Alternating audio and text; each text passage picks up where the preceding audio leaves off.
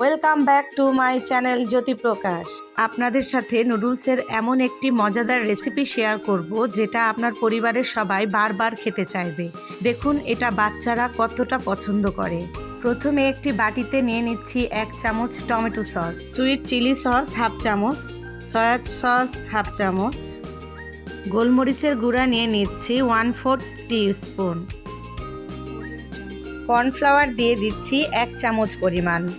এবারে সব উপকরণগুলো একসাথে খুব ভালোভাবে মিশিয়ে নিচ্ছি। উপকরণগুলো একসাথে মেশানোর পর একটি ঘন সুন্দর মিশ্রণ তৈরি হবে। এবারে একটি প্যানে তেল নিয়ে গরম করে নেব। সামান্য পরিমাণ লবণ দিয়ে 2টো ডিম ফেটিয়ে তেলের মধ্যে ছেড়ে দিব। ডিমের এক পাশ ভাজা হয়ে এলে ডিমের ওপরে নুডলসের 4টি কেক দিয়ে দিব।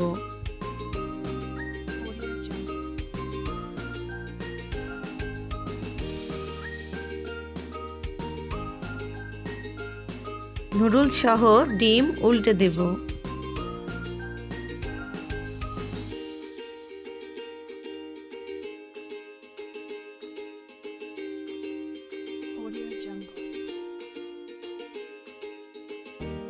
নুডলসের মধ্যে 2 কাপ গরম পানি দিয়ে দিব। এবারে চামচ দিয়ে ডিমগুলোকে একটু ভেঙে দেব।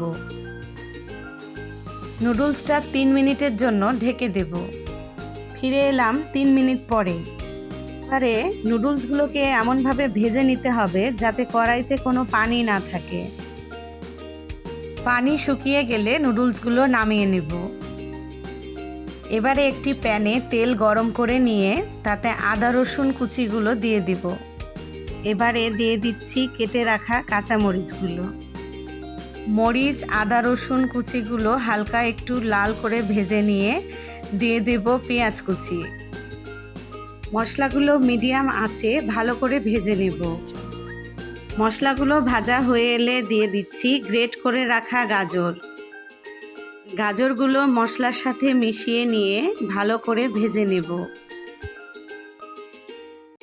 এ পর্যায়ে নুডলসের সাথে থাকা মশলাগুলো দিয়ে দিচ্ছি। আগে থেকে তৈরি করে রাখা সসের মিক্সচারটা দিয়ে দিব।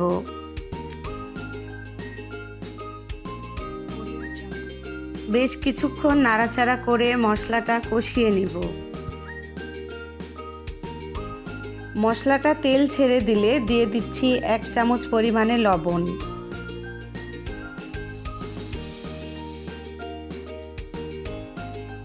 আগে থেকে ডিম দিয়ে ভেজে রাখা নুডলসগুলো দিয়ে দিব। বাড়িতে আমরা সবাই কম বেশি নুডলস রান্না করে থাকি, কিন্তু সেই নুডলসটাই যদি একটু ভিন্নভাবে মজাদারভাবে রান্না করা যায় তাহলে সবার একটু স্বাদের পরিবর্তন হয়। ভিন্ন স্বাদের রেসিপি পেতে চ্যানেলটি সাবস্ক্রাইব করুন।